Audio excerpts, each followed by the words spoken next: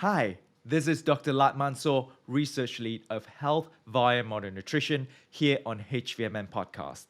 Now, I know we have taken quite a long hiatus, but what a better way to relaunch H.V.M.N. podcast with this episode, where my co-host Geoff and myself interviewed Dr. Agostino and Dr. Angela Poff talking about the current state of ketone research in 2022.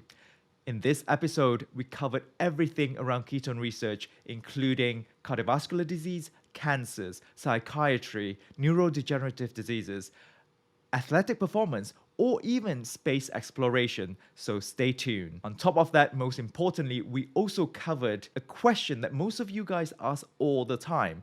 What is the best level of blood ketones to reach in order to get all the optimal benefits in performance as well as therapeutic targets? Is it higher the better, or is there a Goldilocks zone? Are you curious to find out? Well, tune in and let's get right into it. Hey everyone, this is Jeffrey Wu on the H.V.M.N. podcast. We've been on a super long hiatus, so I can't think of a better opportunity to re-jumpstart the podcast. My co-host, Dr. Latt Mansor, and of course our esteemed guests, Drs. Angela Poff and Dominic D'Agostino. Maybe just to start off here, I feel like in this group, there's some of the most OG scientists, academics that have really set the field for our modern understanding of metabolic health and ketosis. I always like to start from the beginning. What was the field like? What initially drew you into this specific research area? We'll start there, and then we're just gonna fast forward, dive into the cutting edge stuff. But let's set the foundation and build the context. Yeah. Hold on 1 second. Let's close the door. Yeah. Good. Okay.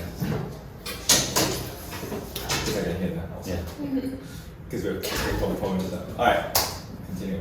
Okay. Sorry. Yeah. So going back, and I went back in time today, 2008, because occasionally I get emails from people that where I recommended the ketogenic diet for things like epilepsy. One person comes to mind, Mike Dancer. Yeah. So who had epilepsy, and just as I was getting into ketogenic diets for oxygen toxicity seizures, I was connected with different people who were benefiting from ketogenic diets and even ketones. So Mike Dancer, so Google Mike Dancer epilepsy, and you'll find an interesting story, and also Dr. Mary Newport, whose husband was helped tremendously by ketones and kept him active for a number of years with advanced Alzheimer's disease.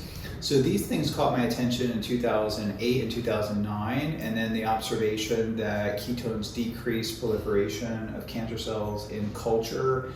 And then Angela joined the lab in 2010, right? Yeah. First year PhD student, and she was very highly motivated to study the use of the ketogenic diet and hyperbaric oxygen, because we also observed high pressure oxygen killed cancer cells and caused oxidative stress.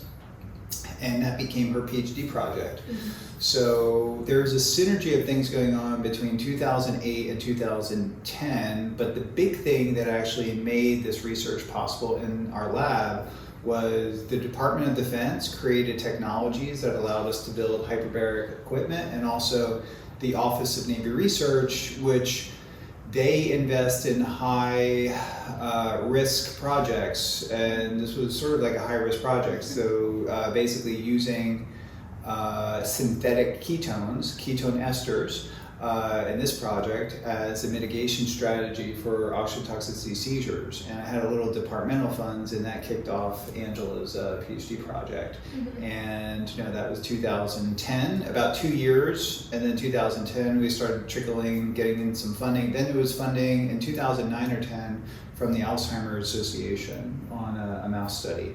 And I guess the rest is history. And then things started happening very fast. Then Shannon Kessel came in, and then she was studying ketones and wound healing, which ended up being an awesome project.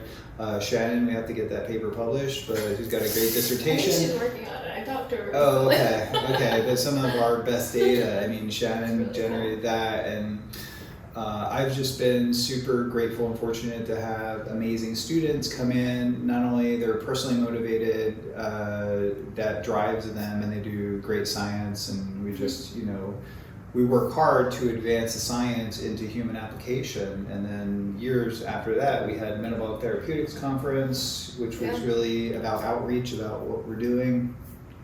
And well, I'm just told you the first 2 years, but there's many things that I'm missing there, but that's kind of like the gist of it. And then I became very interested in actually doing the diet myself, fasting for a number of days, looking at my strength levels, measuring my ketones.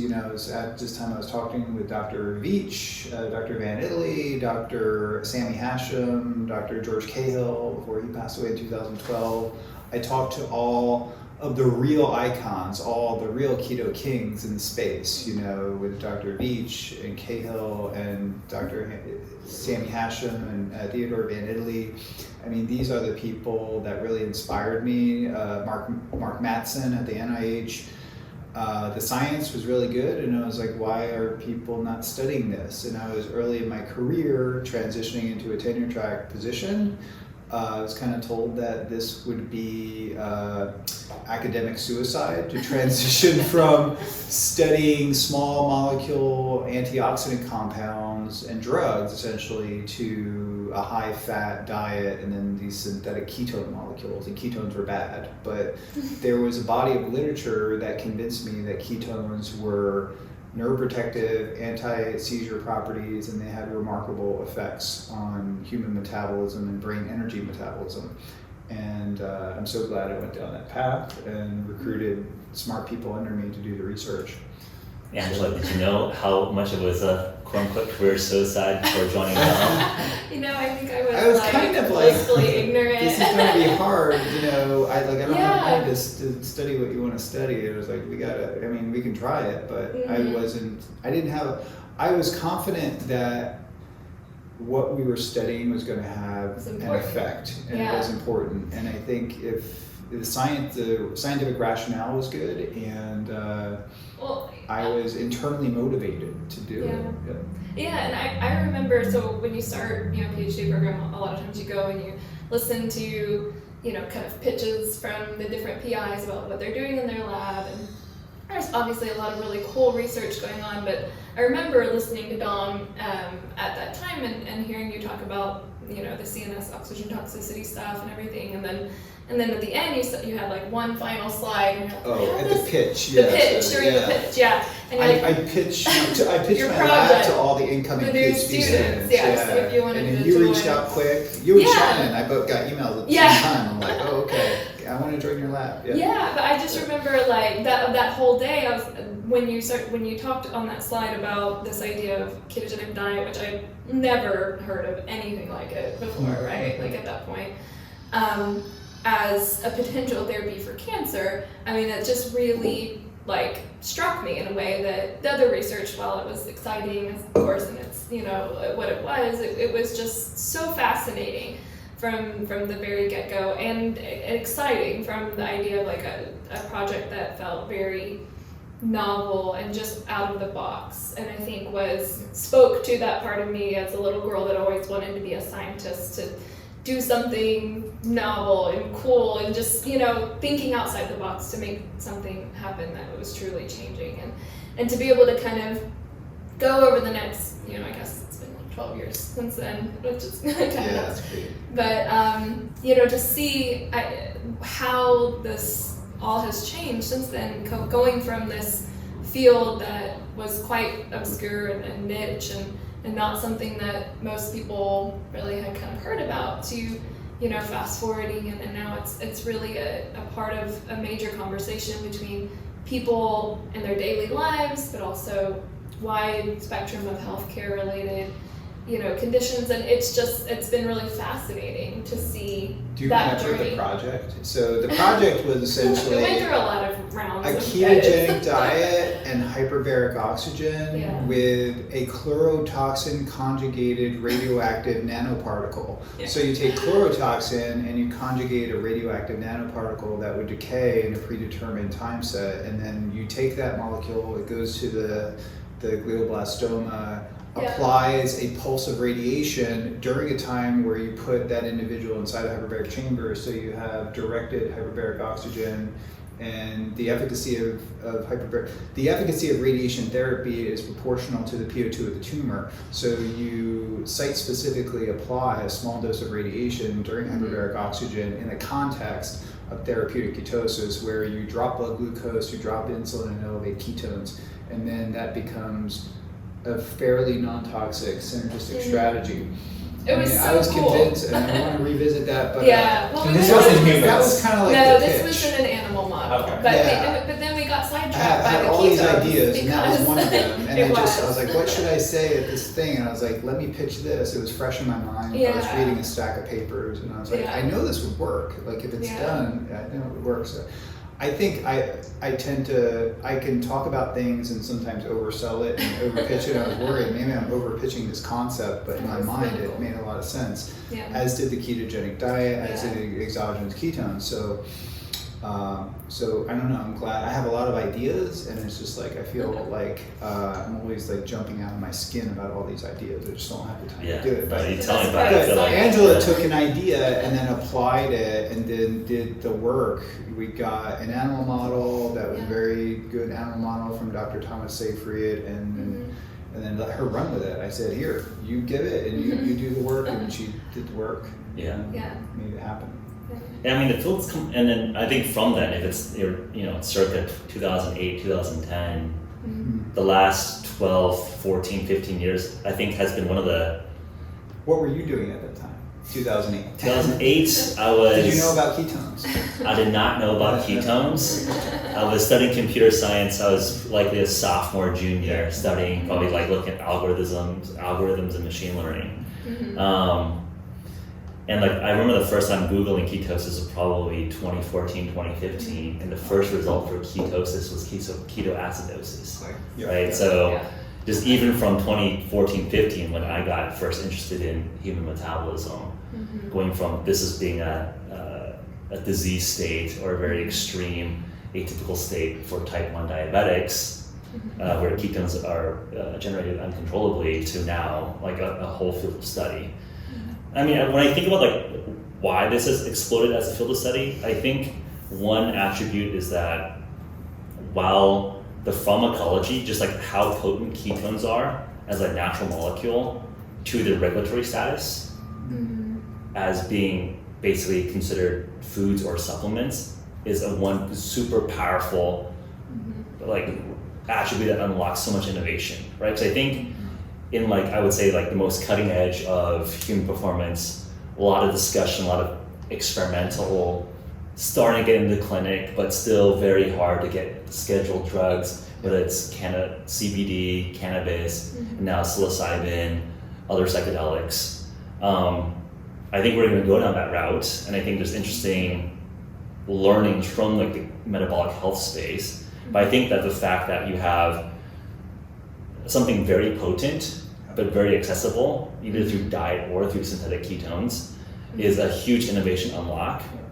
And then two, and I think a lot of credit to what you guys have built with the Metabolic Health Summit and just like programs like ours, and I remember watching Joe Rogan and like some of these big podcasts, just really educating like the science, but also kind of living it. Because I think one thing that I think is not very accessible to everyday consumers is that scientists a lot of times don't actually live the lifestyle of what they're studying. Yeah. And that's likely okay, right? Because like you can be academic about something, but to me, life and like just real influence or real credibility is not just like your academic book smart. It's the actual application and walking the walk part of the space. And I think with metabolic health, using ketogenic diet, experimenting with different types and variants, and prototyping a bunch of keto foods and supplements, like I think like folks like us, we can actually like walk the walk and actually perform and throw up numbers and show these blood markers. So I think to me, there's not a lot of science in academic fields that cover those two attributes, where you can be have an intervention that's super powerful, but it's not like, hey, we're talking about DMT or You can LSD. do it. You can actually do Yeah. it. Well, you can do that too. Visualize but, it. yeah. Yeah, track you it. could do it, but you might go to jail, right? If you're like, Right. It makes it very tangible, and it makes it, and because you can implement it yourself, it makes it very exciting, and it drives our experiments in the lab. I remember people throwing up. Remember the early ketone salts where Raphael was throwing? So okay, I shouldn't talk too much about that. But, so yeah, we were creating molecules and we were testing them. And it was like wow, and then the early ketone meters, which were like $10 a pop, and seeing things go up. So yeah, I really, and then when I tried the diet myself, I was like, oh, I do feel different, and I feel that this is, and that's what's so exciting is that ketones can rapidly change brain energy metabolism and the neuropharmacology of your brain in a way that's neuroprotective and anti-seizure. So that really caught my attention. The science supporting that was indisputable. So then it became, well, how do you develop, well, what's the optimal diet? What's the optimal, ketone formulation? We're talking about the ketogenic diet. The only valid therapy was actually for pediatric epilepsy at the time, or neurometabolic disorders. That would be pyruvate dehydrogenase deficiency syndrome, glucose transporter type 1. So all these things have very long names.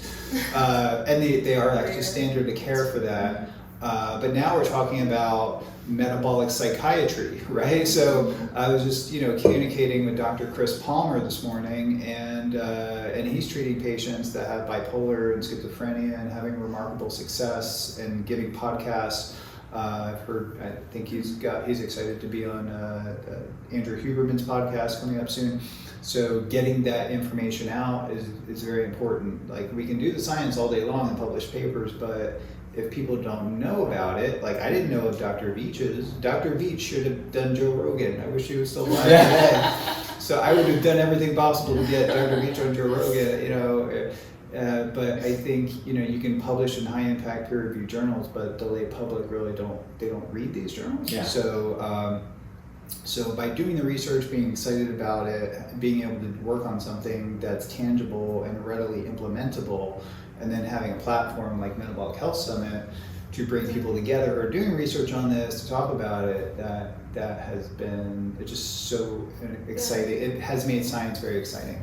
So the outreach aspect of it. Yeah, and prioritizing that communication to the public. I think scientists are historically very bad at communicating to the public, and it's caused a lot of probably unnecessary, difficulty in many points in history. And just being able to try to effectively communicate a message, preventing overhype, underhype, whatever it is, getting a message across that's clear and evidence-based, and that's why I think, we're very passionate about the education piece of this, and that has driven the field forward by giving information to people in a responsible way, and we're very protective of the message. I know there's a lot of information out there, and I always want to make sure that everything that all the education that we provide through Metabolic Health Summit, or stuff that we do with our lab, is just very clear and direct, and really honors the science and the legitimacy of the science. Because with this field, you don't have to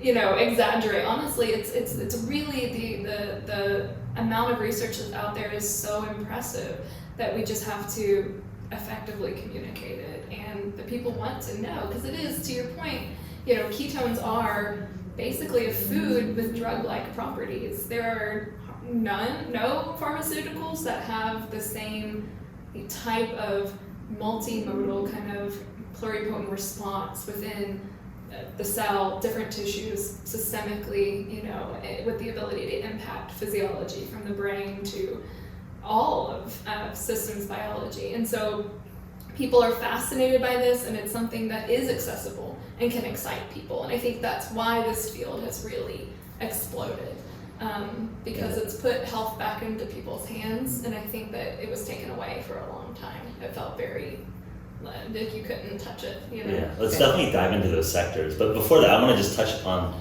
just the evolution of science, as I think, and from my opinion, I think the fact that every person can research PubMed and get the same access to academic literature where maybe 20, 30 years ago you had to be at an academic institution to even understand what was being published.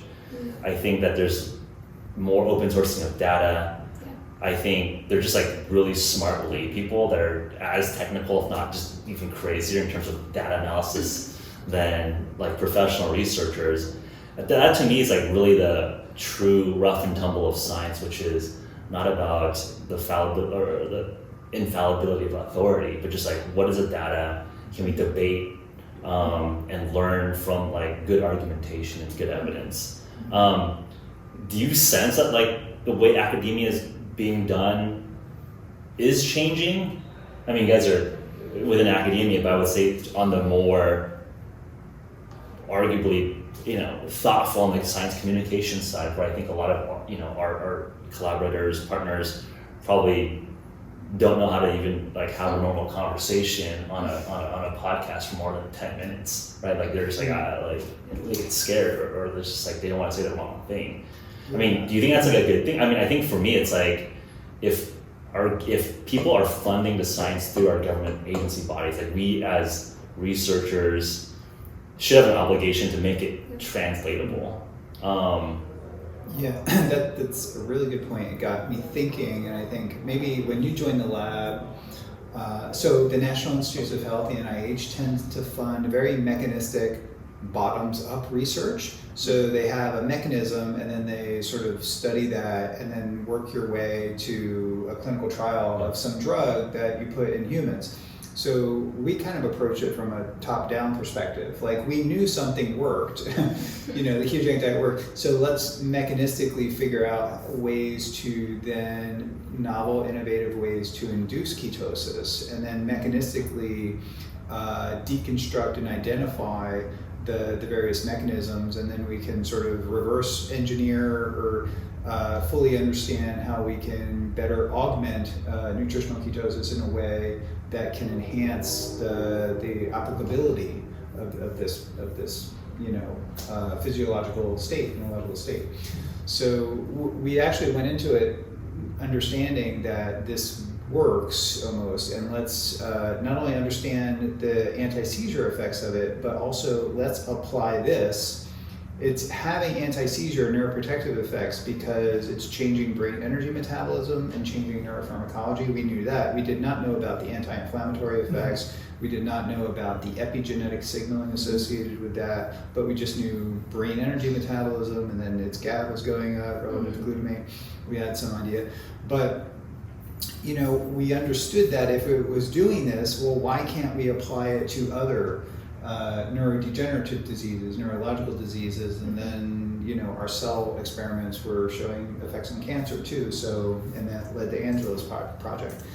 So we became very interested in applying metabolic therapies, and it doesn't just have to be about ketosis. Right. I mean, we've had one of my students, Nate Ward, did a project on metformin and dichloroacetate, and then we look at a wide range of metabolic, altering metabolism. It's about altering metabolism, and you can do that with the diet. You can do it with synthetic ketogenic agents. You can do it with natural ketogenic agents like MCTs or ketone salts, and you can do it with a big toolbox of metabolic drugs from PI3 kinase inhibitors, lonidamide, 2-deoxyglucose, 3-bromopyruvate. I mean, the toolbox is big and expanding. And that becomes very exciting from a research point of view, but also from the point of view of conference on this too, because pharmaceutical companies are very interested in this. They should have emerging interest in this. There was no interest in cancer metabolism, really. There's like no mention of the Warburg effect, even in the hallmarks of cancer, but now there is. Things have changed, and you talked about PubMed. Very little on PubMed. Just do a PubMed search for ketogenic diet and look at the years. It's exploding. Yeah. Clinicaltrials.gov. 296 clinical trials if you type in ketogenic diet and look. When Angela joined, I think there was like 3 or 4. There's an explosion of research that's not only already out there on PubMed, But what's really probably most exciting, it's being done now on registered, it's registered as clinical trials on clinicaltrials.gov. And it's everything, stuff that you wouldn't even think about. I mean, there's bipolar, there's schizophrenia, there's alcohol use disorder, there's a bunch of exercise studies, there's Parkinson's and Alzheimer's, a lot of cancer studies, maybe about 40 cancer studies, 50 cancer studies. So this is very exciting that the research is being done now, and it's only going to add more, validity to this. So it's going to show what works and what doesn't work, and that's really exciting. And that's as we identify what does work, we can further tweak that to apply it to a disease pathology or performance. Yeah. And I think metabolism has evolved so much from us understanding metabolites just as substrates, just as substance that give us energy, to now, I was just talking to my PhD supervisor back at Oxford, that we were talking about metabolites as signaling molecules now. Like you said, it's a macronutrient that has drug-like properties because it is signaling other parts of metabolism and other pathways that regulate our metabolism, and hence also realizing the effect downstream, which could be beneficial for diseases, for dysfunctions, and how we live healthily and age healthily. And to your point as well, it's so true that so many scientists, there's so much disconnect between what we know and what the public knows, and that's exactly why I study science. I wanted to be the bridge between the knowledge, the information, and the public, and how we can apply it. Like Geoff said, how can we apply it to make sure that people are using that current knowledge and not the outdated knowledge to improve their lives. And thankfully we have all these platforms now, podcasts, and so many of us scientists now are able to lend our voices to these platforms to make sure that people are educated and know more about what we know about ketones, what we know about glucose, what we know about insulin, how do they work with each other. And it's not always a switch on or off sort of situation. It's more about turning up or turning down, dialing up, dialing down, depending on the stimulus, depending on the environment. It's a homeostasis, it's a check and balance system where we can manipulate to get the most optimal results. Let's talk about the state of the art. So I think when we had our first taped conversations, I think it was like 2016, 2017. So was that in San Francisco? In San Francisco, when we were still at an office in SF. So 5-6 years. I would say that a lot of the literature and the focus at the time was around athletic performance, ergogenic, acute dosing before, endurance exercise. I think we've learned a lot about that specific use case. I think we could probably have an interesting conversation, what we think panned out, what we think was overrated, what we think is underrated and potentially deserves more research, particularly around the recovery side. And I think there's also, just opening up like the pluripotent word is a great word. I mean, we should also talk about, and I think this branding here may cause sense. I think we have an increasing interest in the psychiatry, neurodegenerative, TBI side of the world as well. But I think we should probably start from a athletic, ergogenic, as well as post-exercise recovery perspective.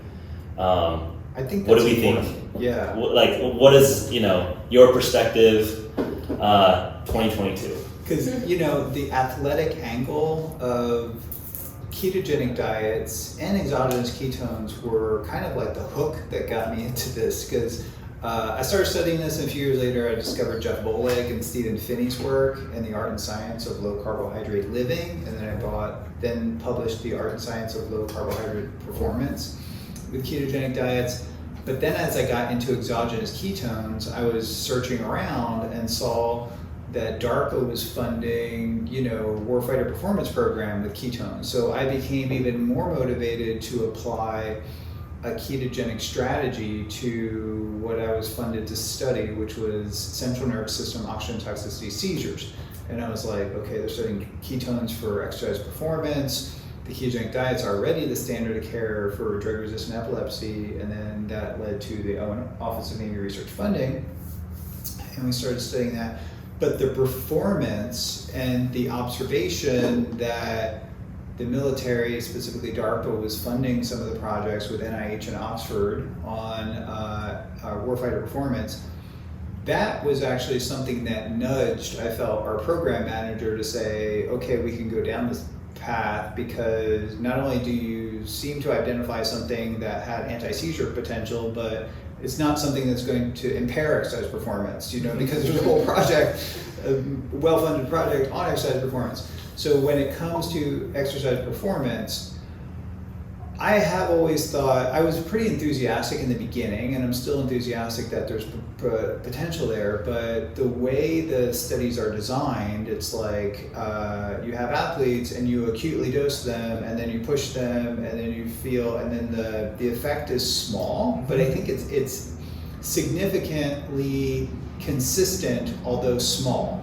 Like the change is small, but you have to realize that that's in the context of acute administration prior to, and then some of it's mixed results, some of it's not, but formulation matters, the context matters extremely. But where I think we just have to take a step back and look to say that the greatest effect of ketones will be as a performance aid over time, where you are consuming the molecules over the period of weeks to months to maybe even years, where they're benefiting recovery, you're getting epigenetic effects, anti-inflammatory effects, where I feel personally, and people that, many dozens if not hundreds of people that I'm in correspondence with, are basically using them as performance aids to increase the adaptation to the training stimulus. So you go and train and your body breaks down and needs to repair. You need to have, if you optimize your metabolism, your mitochondria, and various metabolic markers,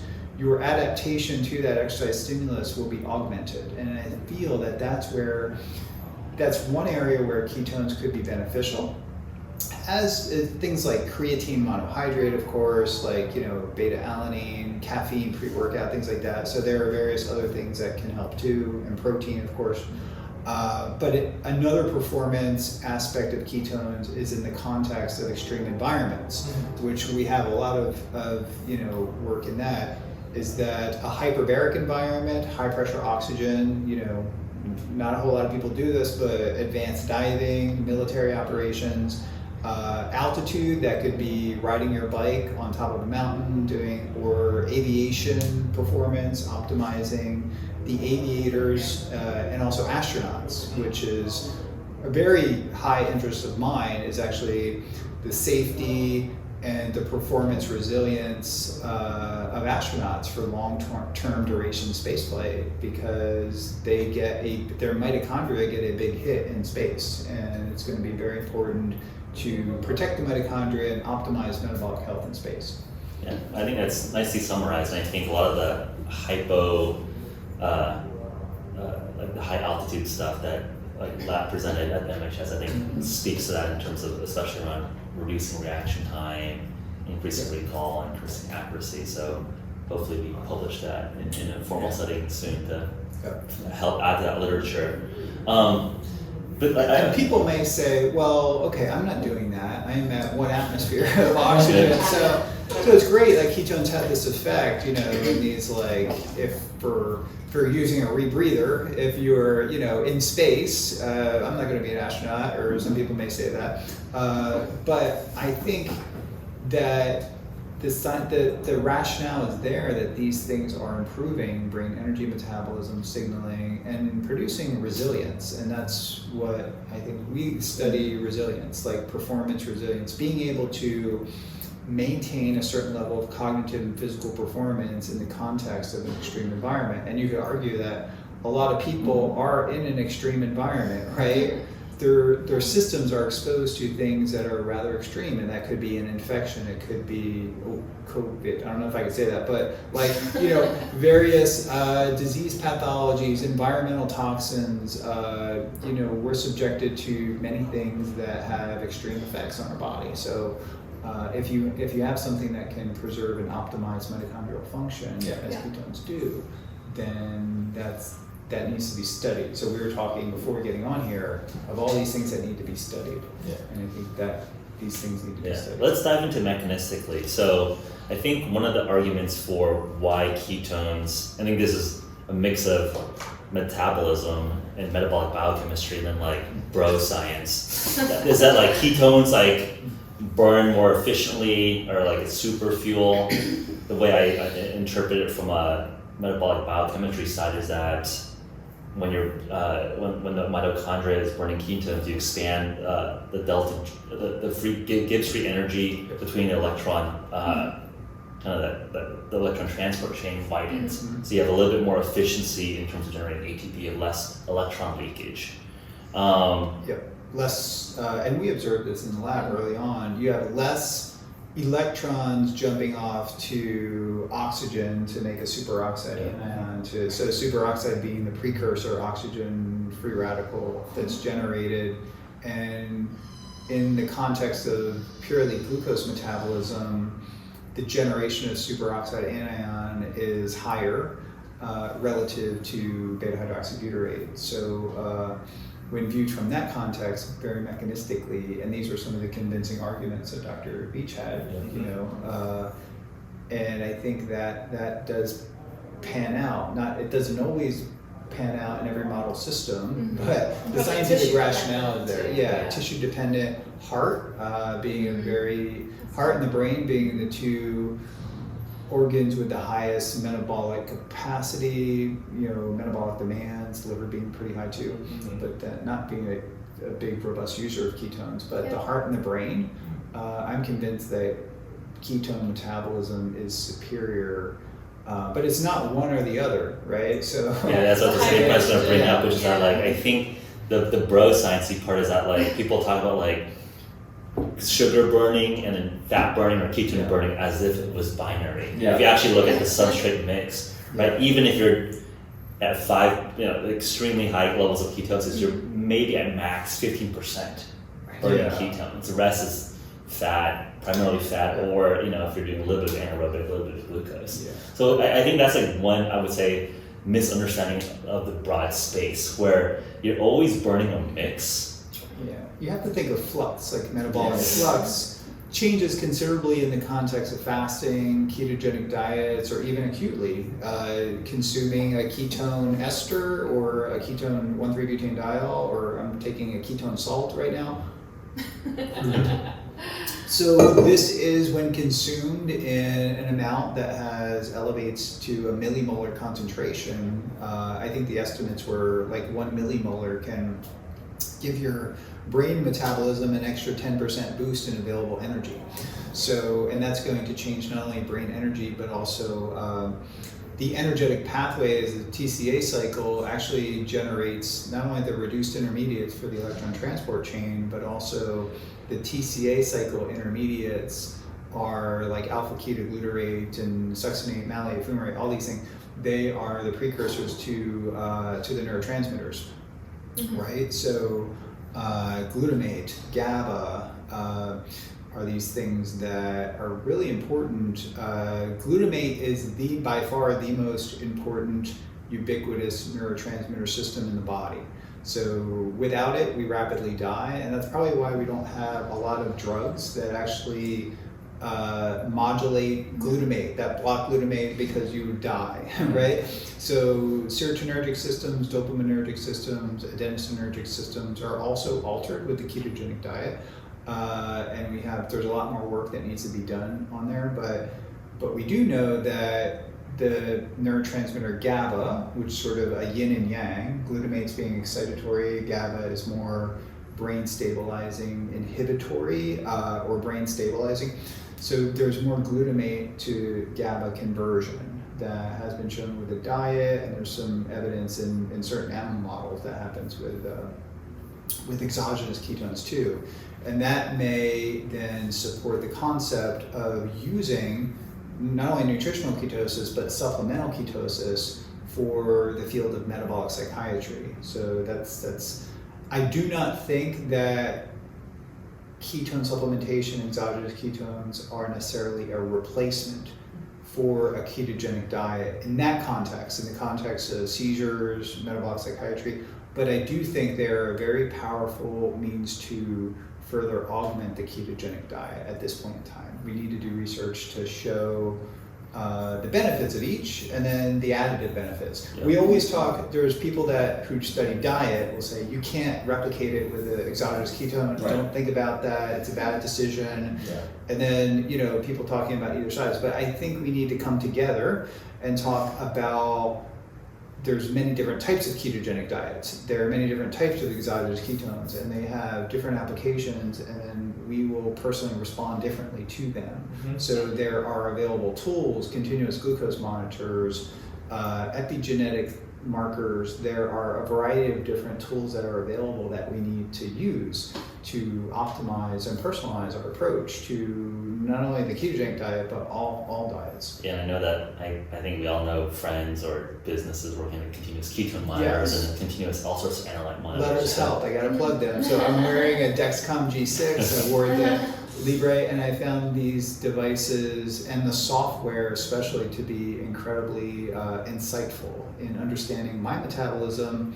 My wife, Jilla, is a sugar burner, and if we eat the same meals, we have different responses, and we otherwise wouldn't know that if we didn't, if I didn't wear a continuous glucose monitor. And I think people wearing these devices can eat the same meal together and have different responses. So I think that's going to be part of the future of metabolic health, that companies who have technologies out there, whether it be a continuous monitoring system for glucose, hopefully ketones and lactate and things like that, but also software that takes that data and integrates it and actually gives you actionable information about what to do, about what to eat, and how sleep integrates with your metabolism too. Yeah, and I was about to point out what Dom said about the heart and the brain, especially on ketone metabolism, because we know now from studies that in the heart and the brain,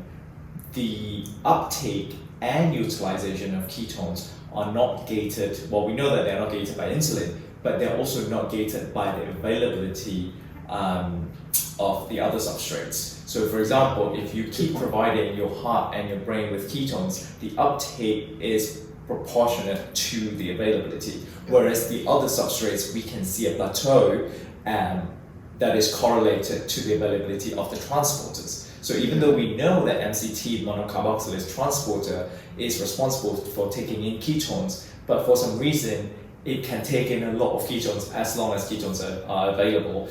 And what they have seen in heart specifically is that the increase in uptake and metabolism of ketone is also independent of other substrates, which means that with the availability of ketone, you are essentially adding a whole new group of substrate that is available and readily convertible into ATP. So imagine that for your, for performance, for brain activity, and energy demand. Yeah, Yes. and that's also in the brain, yeah. of course, yeah. And Dr. Stephen King has done some really Yes. incredible work showing that, as we age, our brains naturally decline in the uptake of glucose as we age, and the older you get. And as someone develops, early cognitive decline, that might develop into dementia, that is exacerbated. But ketone metabolism, ketone uptake is retained and normal, even in the aging brain, even in the, someone with cognitive decline, cognitive impairment. And it's fascinating because something like, we know that, energy uptake and, for example, something like a dementia is well characterized, but in most neurological conditions, even in things you wouldn't necessarily think about, like a traumatic brain injury, there is a glucose hypometabolism that occurs following the energy. So this characteristic glucose deficit in the brain across neurological conditions, things that are not quite even obvious, seizures as well have periods of glucose hypometabolism. Traumatic brain injury, stroke, a lot of neurodegenerative diseases, they all have this energy deficit. And so, Dom, you're mentioning maybe it's 10% increase in energy, but that is actually pretty important, especially if you're talking about the brain, which is the most energetically demanding organ and really requires that high energy uptake to maintain neurotransmission. We wrote a review article on this came out a couple months ago. It was a really fun article to write. It was titled something about ketones meeting the needs of a brain in an energy crisis. And it was really fun to dig into that literature because it is a very consistent theme even in these pathological conditions, but even just in someone aging. And this begins in, early middle age. It's not just when we're elderly. It starts, at my age. I encourage people to go check out that article, and I don't want to get too sciencey, but what Angela covered was as we age, so age-related dementia, neurodegenerative diseases, and traumatic brain injury, which is kind of like Alzheimer's disease in real time. So you have impaired brain energy metabolism because there's a vascular component, so that's something you can discuss too, but also the impaired glucose metabolism is due primarily to an internalization of the glucose transporter in the brain. That would be the GLUT4 or the GLUT3 transporter in the brain, and also pyruvate dehydrogenase complex, right? So these are two things that have been pathophysiologically linked to Alzheimer's disease and dementia, and also traumatic brain injury. So the pyruvate dehydrogenase and also the GLUT3 transporter, and also there's vascular components too. So glucose metabolism goes down. So ketones can circumvent the glucose transporter, so they use the MCT transporter, and they can also circumvent a deficiency in the amount and the activity of pyruvate dehydrogenase. So even like for kids that have that enzyme, the standard of care is to use this. So as we age, that precipitously goes down, and that's and then ketones can bypass that. So that's sort of part of the equation there that we know there's good science to support that. And also ketones create acetyl-CoA, which further activate PK, which inhibits pyruvate dehydrogenase. So that all makes sense. So Geoff and I, we actually just recently published a review paper on TBI using ketones and lactate as potential intervention. Dom, you're one of our reviewers. I was about to say, I think minds think alike. I was thinking I think there's like a unification around, and I think one of the goals of that paper is trying to unify, I think to your point, Alzheimer's and traumatic brain injury, which is very, very acute. There is some like metabolic underlying framework. Metabolic dysfunction. From that level, and then potentially from an intervention side, ketones have a very similar parallel with lactate in which they don't need like the glucose transporter to fuel and empower the Krebs cycle. So it's like very interesting because I think like obviously I think that, and maybe this goes back to like just the loop around like I think a lot of the interest was in the physical performance side, and now I would say that the field has very much moved focused. I don't think expanded maybe is a better way to say it, to cognition. I would feel remiss before moving fully to cognition, not to be quantitative around the exact normal ranges, because I know that a lot of our audience members are going to be the folks that have levels. I was a seed investor, so like I'm a huge fan of Sam and the team. They just super amazing execution of I think they're now. They got me hooked on CGMs. The team, Josh Clemente and Casey Neens and the whole team actually is just amazing. And I had different options to go with different CGM companies, but I was very inspired by the team at Levels and the underlying desire just to get this information or this technology in the hands of the everyday public. And being able to see the app evolve over time, they are very receptive to feedback, and it's just an amazing product. And I'm also excited about the new technologies of these biowearables, multi-analyte sensing, that being the future, and applying this to some of the research projects that I'm involved in now. I'm very excited about that. 100%. I mean, I think it's going to be obvious at some point there will be a continuous ketone monitor. So like right now, we're all just finger sticking ourselves. And lactate too. I think continuous lactate monitoring with glucose and ketones super important, not only for the biohacker but also for cancer research in patients. Tumor burden is associated with elevated lactate. It could be a biomarker for that. There's just so many applications for this technology. Let's talk about the ranges, because I think between different types of ketone nutritional compositions, whether it's diet, salts, esters, butanediol, other molecules, I think the way to just kind of conform it in a way is just talk about like what ketone blood BHB range are we trying to actually hit. And I think there's more and more, at least on the anecdotal side, and I think the practitioner side, that just as you can have too little ketones, you can have too much ketones, and that can absolutely backfire. Yeah. I feel like I feel like folks like us haven't talked too much about the downside of the high side, just because like I think we're so much just educating that hey, ketones can be useful, that we didn't talk about like hey, maybe like too much of a good thing is not that great, just like with almost everything.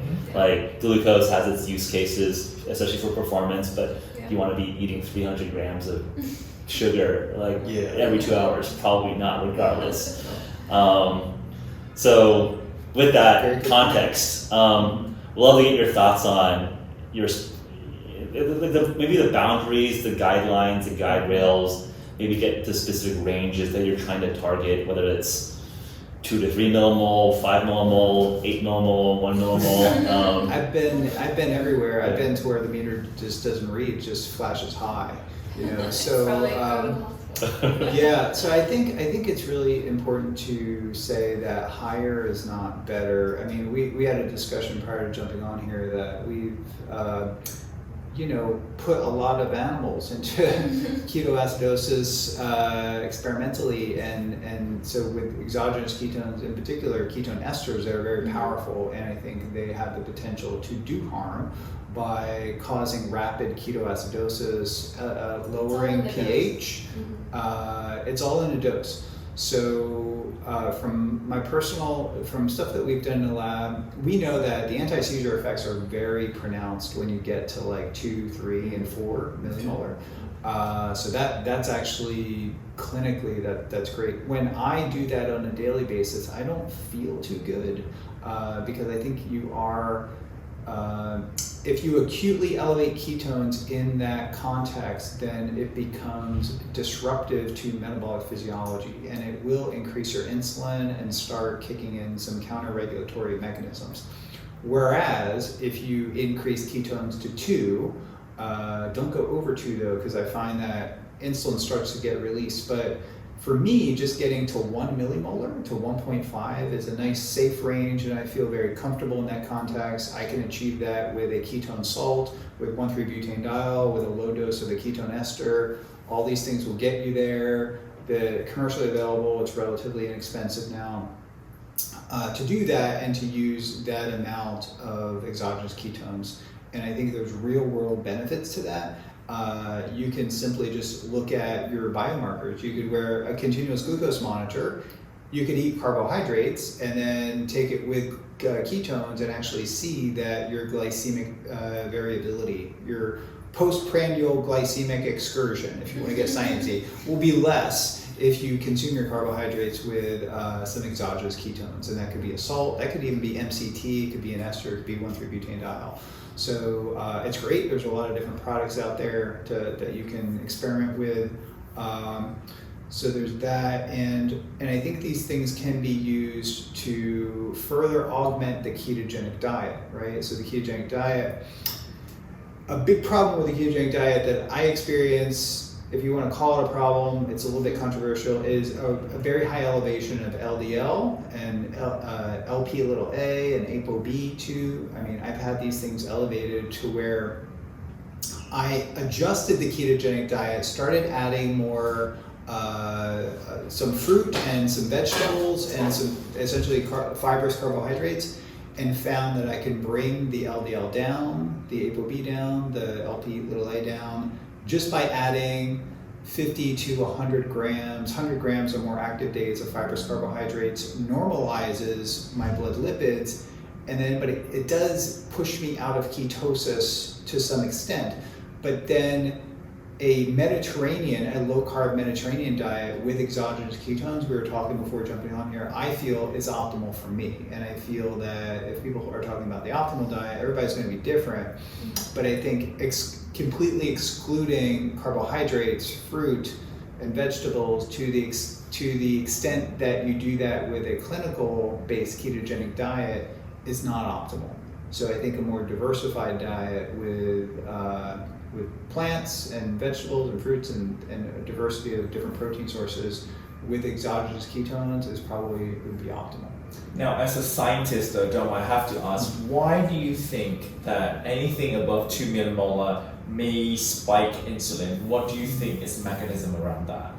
Yeah, so I think mechanistically, when we're on a ketogenic diet and we are producing ketones, our ketones are regulated in a number of different ways. One is ketonuria. We are literally excreting out calories, ketones.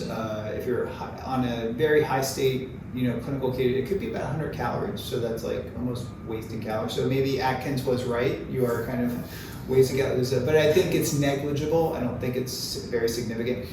But you also, one way, a counter-regulatory mechanism that our body has and very tightly controlled is that as ketones get elevated, it starts to stimulate a pulse of insulin, a small amount of insulin that reduces beta oxidation of fats in the liver, and that will decrease ketone production. Also, glucagon goes up a little bit, so you start kicking on gluconeogenesis a little bit more. If you take, for me personally, and I think I've communicated with a couple people that I said, do this, measure your insulin, do that. So if my ketones are acutely and rapidly elevated above 2 millimolar, then my insulin level is noticeably higher. So I do get an elevation, but 2 millimolar is, you can only really achieve that with a ketone ester, a large dose of 1,3-butanediol or Ketone-IQ. But you're kind of limited with ketone salts. So I'm taking a ketone salt product, Keto Start, and even if I take two packets gets me to 2 millimolar, essentially. So that's like, but you're limited by GI tolerability and the mineral load too, right? So, but one thing with a ketogenic diet is that you tend to eliminate a lot of sodium and electrolytes too, so that supplemental could be good to an extent, right? So I think the general view is that more is not better when it comes to ketones. You're getting real world benefits with 1 millimolar to 2 millimolar. I think going above 2 for normal physiology could start to kick on counter-regulatory hormonal effects that could be unwarranted, but this could potentially be helpful for someone with type 2 diabetes. So maybe a larger dose would help them, maybe a larger dose would help someone with a disease pathology. But for like biohackers out there, taking a ketone ester that shoots you up to 3, 4, 5 millimolar and doing that every day, I have access to these things. I would not do that. I did that and I didn't feel well. So what I plan to do is just what I've been doing is just adding additional ketones to my physiology to enhance my brain activity, to improve metabolic biomarkers. And I do that about twice a day, and I've incorporated some more carbohydrates into my diet. So instead of 25 grams of carbs a day, I'm hitting about 50 to 100 grams a day. I'm getting more fiber, more plants, more a diversity of plants and vegetables, especially this time of year. It's a little bit seasonal, probably less in the winter. But some days I'm completely carnivore. So some days I'll just have steak and eggs or fish. But when we talk about the carnivore diet, it's not something that I would do day in and day out. Like some days I just don't want to eat vegetables, or maybe I just avoid a salad. So I'll just have meat and eggs, and I love that, and I feel great doing that. But I don't think there's benefits to doing that every day. So maybe we can get into the carnivore diet. I get a lot of questions about this, and I think it's a great diet. But hold on, before jumping into it, I want to talk a little bit about context and nuance. I think. Well, just going back into like the ranges before moving into the carnivore diet. I think I generally agree that being super high ketones chronically is not necessarily evolutionarily consistent, because it's not natural. When you're eating a ketogenic diet, right? Like I think people that are long-term keto aren't that high on ketones, measurable ketones, because their body is so homeostatically efficient that they're just producing enough ketones through ketogenesis to fuel their brain and body. Yep. So you're just like very, very dialed in. So I think I'm generally in line with you if I'm just like at the office. I just want to feel kind of sharp at work. I don't need like a giant spike, a giant bolus of ketones through like a ketone ester or whatnot. However, is there a use case for like ergogenic, like, hey, I'm trying to win a race, maybe spike me up? I think there's been like, and this is like just super niche, super high end, right? Like if you're really getting super high ketones, I think one thing in literature that, and just in practice that we've seen is that you really reduce blood pH, you really increase blood acidity, especially with ketone monoesters, which is potentially like decrements any potential added benefit of having such high ketones. I think a Belgian group showed that potentially stacking sodium bicarbonate attenuates that decrement, so you kind of like have a boost and a negative, and then you boost it again where you maybe get some performance benefit, but sodium bicarb is very hard to dose. Or electrolytes. So ketones bound to electrolytes, sodium, potassium, calcium, magnesium. That's one way, but it's also a dose thing, right? I mean, we saw in our animal models, pH starts to go down. Animals start to get sick once you get above 5 millimolar. That's kind of like the threshold for mice and rats, and that's kind of scary when you see that. But I think, you know, to your point, I think the drop in pH or the increase in acidity is real. But maybe like with exercise, it's almost training your body to upregulate the buffer system. Right. Right. But do you want that in your like championship race to stress that more when you're trying to win the Olympics? Yeah, you want to buffer it. So a ketone salt is buffered, but then you have to deal with the mineral load, the electrolyte load. But the electrolytes could be favorable in the context of replenishing and restoring up to a certain point. But I think ideally, we want a dual fuel system. We want ketones, maybe some MCTs, glucose, alpha L-pi lactates. It's a supplement I took when I was mountain biking. Cytomax, I don't know if it's still available, but I think a dual fuel system seems to be the ideal approach, with ketones being probably the most novel, innovative macronutrient, if you want to call it the fourth macronutrient. Alcohol was the fourth macronutrient. Well, 1,3-butanediol could be alcohol, so maybe beta-hydroxybutyrate is the fifth macronutrient. So, but I think that the point is that ketones, exogenous ketones, are another level of innovation, and they are something that that should be part of a fueling system. I feel like one of our podcasts was like one of the earliest Googleable searches for naming the fourth macronutrient. Actually, I was like looking at who coined it, and like other people were like, and it's like I think it was like one of our early conversations. Literally, was one of the first internet results of that, which is like pretty cool.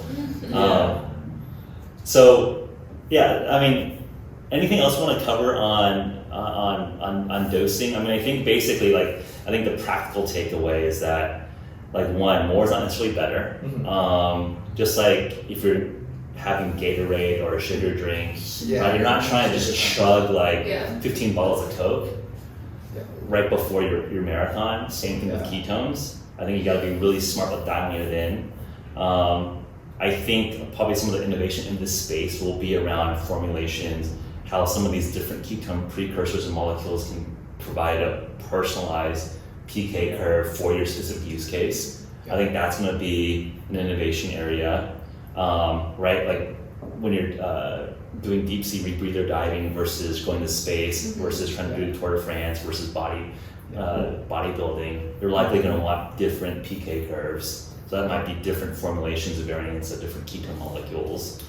And probably consuming these things in the context of the activity that you are trying to augment, right? So if you train, and then the event comes and then you take a bunch of this stuff without taking it and expect a result. But if you train up to it and get your body used to the fuel, and then you learn how to tweak it and adjust it, but probably more importantly, and we talked about this, is the adaptation to that training stimulus. And I think that's where ketones can help improve metabolic biomarkers, glycemic control, maybe some evidence for enhancing insulin sensitivity, which would help with glucose disposal, getting it into tissues to help the energetic processes associated with tissue repair. Muscle protein synthesis is an energy-dependent process, and you could further augment that by increasing the bioenergetic capacity of the muscle, because you actually, like with muscle protein synthesis, it activates AMP kinase. So it almost in the skeletal muscle, it's actually signaling an energetic deficit because it's a costly event to stimulate. So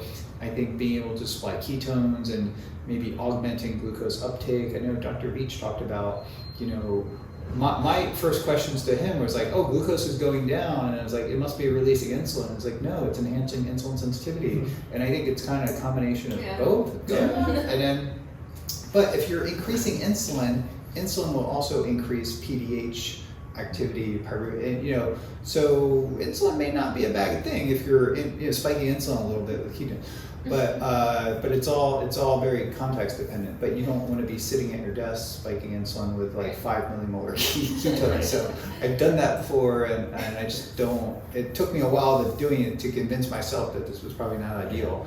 But like post-exercise recovery, maybe stacking with carbohydrate and protein and leucine. Maybe that instance is likely going to help you recover better. And uptake and glycogen replete. And I want to be clear, this is no substitute for nutrition. So this is like the supplements or like the icing on the cake, so to speak. So whole food nutrition should be essential focus and optimized. But once you get that dialed in, the ketones and the supplements we're talking about, really will make a difference.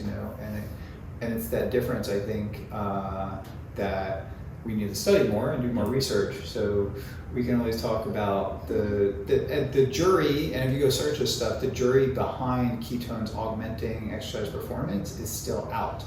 But most of those studies have been done delivering an acute dose, which is not always tolerable, and then kind of the investigators are expecting a result. So what we have discussed here a little bit and prior to this was using ketones as a training aid, so consuming them over time, and I think that's where you probably get the most benefit. Yeah, I feel like we could just have a master session just really going into every single variant and just our speculations. I think we probably have just our hypotheses of how this stuff actually figures out. So if you guys want that, we'll have to do an own session, just dive into how we would use this ergogenically and what are the variants and what are the formulations. And the list only goes on. The list has been expanded in the past few years so much in different use cases. And what I've been telling people in my recent podcast is that I have sort of, yes, ketone provides energy, it provides, ATP, but most importantly nowadays with the data that we have so far, we are seeing that, ketones, as you said, it aids the adaptation process to whatever stimulus that you're putting your body through, because we have seen ketone does the complete opposite things. It turned on mTOR activation after exercise and giving carbs and protein, but then in aging, ketones turns down mTOR. Same thing with inflammation. Generally, it turns down inflammation, but when a bacteria toxin is introduced in vitro, it turns up inflammation because that's the natural adaptation process to the infection, and with the presence of ketones, it increases that adaptation process. It aids that adaptation process. Yeah. So I want to talk about diet now. You're talking about a well-formulated diet, and let's talk about the carnivore diet, and then let's talk about cognition and future research areas. I like you're teasing up ketones as a potentiator for so many different use cases. Now going to diet, it feels like every other year there's a new carnivore celebrity, right? I don't know if you guys have seen Liver King recently, but he's just interesting fellow, yeah. Right? I think you can't deny the physique, you can't deny the energy, you can't deny he's articulate and pretty cool. I would like to meet Liver King, so if Liver King wants to come visit, or I'd like to go to Liver King Ranch too. So I feel like I've met a lot of these folks. I think there was Sean Baker, Paul Saladino, all reasonable, and just actually well researched. They actually know what they're talking about. They've helped a lot of people too, because I've got people email me that said they did the carnivore. Today I did the carnivore diet. I've had 2/3 of a pound of beef today. That's all I've had today. So today I'm doing the carnivore diet. So it's just a situational thing. I just didn't have time to eat anything else. Yeah. So and I feel great. Yeah. So what do you make of it? And then I think you're teasing a little bit about the optimal diet in your perspective is kind of a low carb Mediterranean, potentially with ketone enhanced or ketone supplements as part of that diet as a macronutrient. I guess like to me, I feel like like it's essentially like a elimination diet with high protein, high fat, and I've done blocks of carnivore 12 weeks at a time. I felt great on it. It was interesting to not have to poop a lot. I just realized that like, because people are asking, are you constipated? It's like, well, actually most of your poop is like fiber. So you're not eating fiber. Like meat actually absorbs quite clean in your small and large intestine. So like you just don't produce a lot of poop. So it was actually like, I felt actually quite clean. The only reason I stopped was I was literally boring. It's boring to eat steak and eggs all the time and like maybe some seafood. I love, my favorite foods are eggs and steaks. I'm like a perfect person for it. But I miss a big salad, I miss vegetables, I miss some fruit too. So I love berries, I love, we have fruit trees in the yard and I'll grab something. So it's, these are things I miss and I think I think it's suboptimal. I think a carnivore diet is an elimination diet, and a lot of the benefits of the carnivore diet are due to you're just simply restricting calories or limiting excess calories. And in that context, you're getting a lot of benefits of calorie restriction. I think there's no doubt. Yeah, you're definitely going to be in ketosis likely. Yeah. You're definitely likely calorie restricted, or at least like not overly eating because it's so satiating to eat so much protein and fat. And and that's why with a ketogenic diet too that's formulated is it's hypo-palatable, I would say, and hyper-satiating. So it's not hyper-palatable to where you just want to eat excess calories. So it's kind of hypo-palatable. You just get sick of it after a while. And then the protein and the fat definitely have a satiating effect and an appetite suppressing effect. So you're just far less likely to overeat and get surplus calories. So a lot of the benefits are simply by calorie control, calorie modulation. What do you guys think about micronutrients and vitamins and minerals that people argue you have to get from like fruits and vegetables and all that from a carnivore diet? Because there's always going to be those people asking, so I'm sure the listeners would love to hear your thoughts on that. I mean, if you just add a little bit of organ meat, my wife introduced me to hearts and liver, and I enjoy it. And I swear, the day after we eat liver, maybe every week or two, the day after, I always have more energy. And this is not placebo, especially a couple days after eating like some chicken or just not getting a real diet diversity, and then she cooks liver, and it's like, man, I feel like I'm on some kind of nootropic or something the next day. So I don't know, I need to check my nutritional status, but I think a well-balanced ketogenic diet, whatever that is just basically a diversity of, fish and beef and organ meats, and then some, really green leafy vegetables too. I think you can put in there, and you're getting magnesium, you're getting a lot of phytonutrients that you are not getting on a strict carnivore diet. So, and I don't know with a carnivore diet, I don't see the argument against eating like wild berries. Like, when we were in nature, we had access to these things. You just go in the woods, and in many areas of the world, I mean, these things were available, and people were eating these things. So, I think the fecal fossils that we find very clearly indicate that early humans were eating upwards of 1 to sometimes 200 grams of fiber a day. So I think it would be a hard argument to say that we were strict carnivores, that we were not eating plants. Yeah, I mean, I think to me, like, at least geographically, it varies tremendously geographically. But I guess like if we're gonna be on a spectrum of like weird diets, at least like there's no cultures that have been completely plant-based, right? Like I think there's been like if you have like Liver King and then people like extreme carnivore, but like there's been like there's also plant-based in whatever celebrities that are saying like humans were evolved as herbivores, and I think that's basically factually untrue. So I think it's like, at least from like, we're gonna balance it out. Like, I think to Latt's point, I think we generally agree that for carnivore, you're gonna be, I think, micronutriently complete if you're eating offal and organ meats. Yeah. And I think the question and debate is like, are phytonutrients necessary or optimal? I think I'm like very open to that. Like it seems like not necessary. Fiber is not necessary. And like I said, some days I feel better just eating meat and eggs, and I feel great. And sometimes I'll go back to eating plants and fiber, and it's like I don't feel too good. Maybe it's just too much fiber. So I think I almost like add it as a garnish kind of thing. Yeah.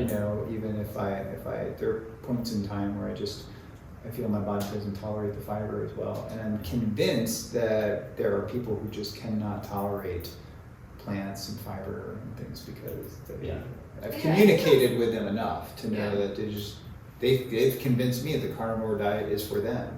Mm-hmm. And that's the biggest thing. It is so individual. Everyone is very unique metabolically, and people respond to diets completely differently. So and females too. So speak to female physiology. Oh yeah, I think females do have a harder time with keto. Absolutely, and I agree, and I think it depends on menstrual cycle, and then also like pregnancy and breastfeeding periods too. I think that was everything was different during both those periods for me, and just what I thrived on in those periods and what I could tolerate. So I think just listening to yourself, taking your own, doing these labs, looking at how your body responds, because there's going to be people that do well in all of these different types of diets. Yeah, I think that's something we can all agree on. Like, trust your intuition, right? Like you understand your own body the best, and have tools that can measure various analyte levels and understand the metabolism and the physiology and nutrition, so you can build a protocol that works for you. And potentially cycle it. Yeah, ZRT Labs, they sell a cardiometabolic kit that you can do at home. You prick your finger and put blood on a blood spot card. They've been great. We use them in our research. Continuous glucose monitors, Abbott, Dexcom, the app Levels Health, and also Genova Diagnostics has some incredible tests and tools. So these are all companies that people can use their resources, and I think it doesn't have to be super expensive. And I think this has to be done, or you could just do this just once a year for a baseline, and usually insurance companies cover. And you can usually talk your doctor into doing like HSCRP or adding insulin or something like that. And if not, get a new doctor, right? Routine blood work. I mean, I like to do it a couple times a year, more than that. But at the very least once a year, and two to four times a year would be optimal, probably. Yeah. Especially if you're trying all these changes often. I want to be thoughtful on time, because I know that we could go on for like another 2 hours here. So I'm gonna ask the last question, which future research areas. I know that cognition, psychiatry, what are potential metabolic underpinnings of both the therapeutic side as well as the enhancement side or extreme environment side? What are you currently most excited about, especially as like a research area and an exploration area? And maybe throwing a curveball at the end. I know there's a lot of at least anecdotal exploration stacking psychedelics, psilocybin, plant medicine, ayahuasca, potentially with ketones as a super biohacker extra credit experiment. Curious to hear all of that as a lot of questions. I'll try to keep it short as possible. Last question is the most complicated and the most exciting. Yeah, I'll keep it short and then let Angela talk. So the three things that kill people are cardiovascular disease, Alzheimer's, dementia, group them together, and cancer, right? So I think there is tremendous potential for using metabolic-based therapies, which include dietary therapies. Included in that umbrella would be exogenous ketones. But I think at the dietary therapies, metabolic-based therapies for the three things that are going to kill us: cardiovascular disease, cancer, and Alzheimer's, dementia. So I think there's tremendous. I think we need to focus on developing metabolic interventions for these things and optimizing them in a personal way. And then personally, I'm super interested in undersea medicine, enhancing the safety and performance and resilience underwater, and also in space. So space is a very challenging environment that takes a big hit to the mitochondria.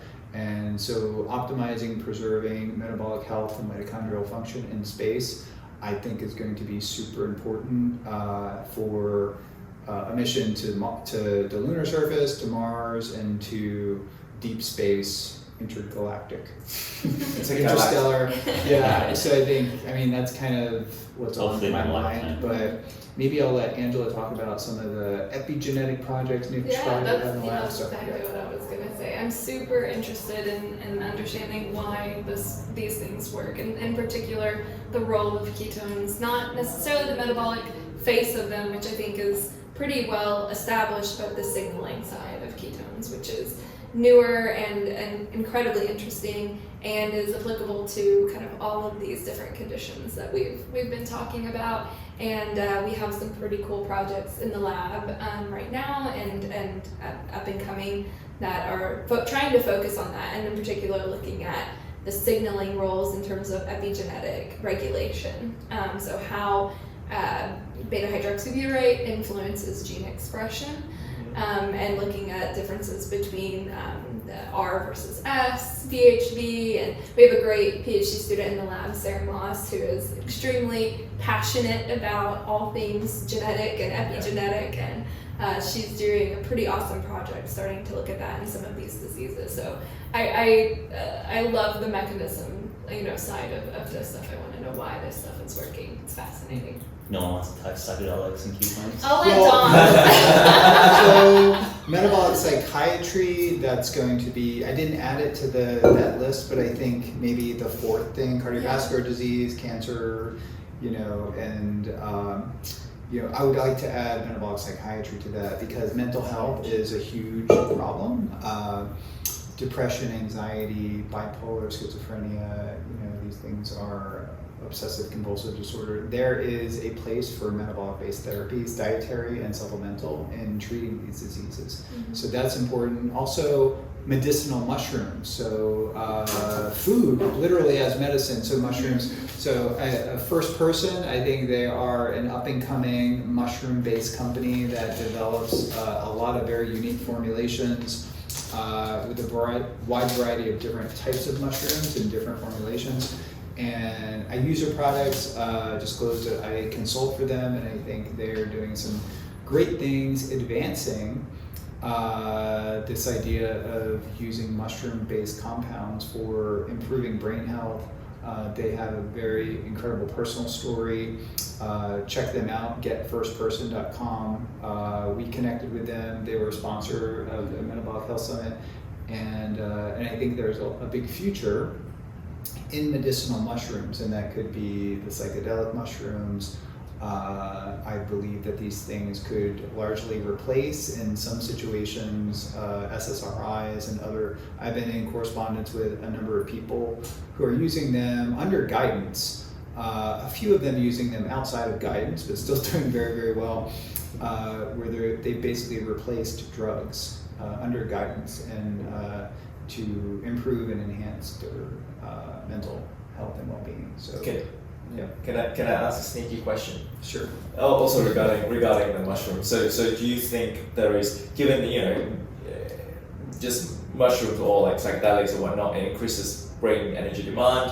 Given that ketones increase energy supply, do you think there is a place for a synergistic effect between those two? I mean, one of the products that I've used for a while is Keto Brains, which is lion's mane, MCT, theanine. It's got a great combination, but cordyceps, reishi, lion's mane.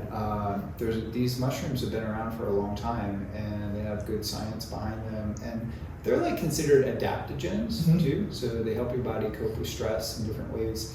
So I think that's a very innovative market right now, and I think it's expanding very rapidly, and a lot of people, similar to ketogenic diets or ketone supplements, entrepreneurs are rushing to get into the space because there's a lot of potential. Yeah. And I do think there's synergy, especially in the context of brain health. Definitely a lot of synergy. Yeah, maybe we leave it for readers or listeners, like homework in terms of reaching out. If you guys are experimenting, some of these things are against schedule, likely not legal in many jurisdictions potentially. So not advocating or not advocating, but I think as a scientist who maybe cares less about arbitrary regulations on naturally occurring mushrooms, love to at least just like explore and learn more how this all works. Absolutely. Yeah. So we are excited to maybe do more research in this area and expand the application and of different formulations. Like I said, lots of potential for innovation, not only in ketogenic diet formulations, but also in ketone supplements and in mushrooms too. So I'm excited for the future of this. Awesome. Well, let's wrap this. Really great to re-kick off the H.V.M.N. podcast with Dom and Angela. Thanks so much. It's an awesome conversation. Thank you. We got to do this more often than every 2-3 years, because I think every like 6 months, 12 months, there's so much going on in this space. You guys are just at the forefront. We're educating, we're building. So let's learn, build together, and help build this community out. I think what we're all exploring is not just, I think, academically, scientifically interesting, but potentially could be so helpful for our civilization, for all the population. So yeah, well, keep up the good work. Thank you for providing this platform and getting, like we said, I mean, you can do all the science, but providing the platform for you guys who are not only educated, but creating a platform to disseminate the information is equally or more important. So thank you for doing that and having us on. Appreciate that. All right, thank you. I hope you have enjoyed this conversation as much as we did. And if you did, please like, share, and subscribe. You can find us on all social media at H.V.M.N. and myself at Latt Mansor. And on top of that, I will put all the handles for Dr. Dom D'Agostino and Dr. Angela Poff in the description below. And if you have any feedback or suggestion, feel free to leave comments, write to us at podcast@hvmn.com, or just contact us on any of these social media platforms. Thank you very much for listening. Until next time.